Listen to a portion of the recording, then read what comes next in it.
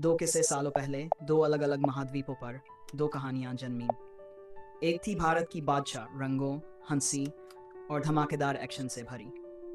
दूसरी थी अमेरिका की शनेंडोआ, दर्द, युद्ध और इंसानी मूल्यों से टकराती। पहला किस्सा। बादशाह मुंबई की गलियों में एक नौजवान है, शाहरुख खान का राज। वो बनना चाहता है बादशाह, बड़ा नाम, बड़ा आदमी।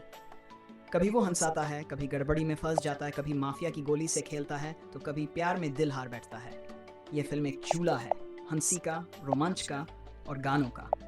लोग थिएटर से बाहर निकलते हैं और कहते हैं, अरे वाह, पैसा वसूल। दूसरा किस्सा।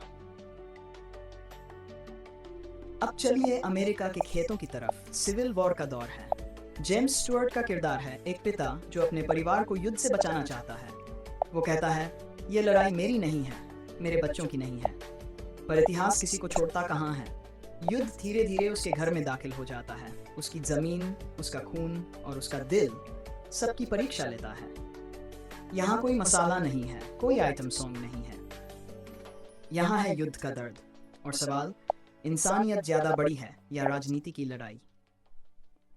जब दोनों कहानियां आमने सामने खड़ी हो, बादशाह दर्शकों को हंसी और मस्ती देता है, जबकि शेनेंडोआ दर्शकों को सोच और आंसू देता है।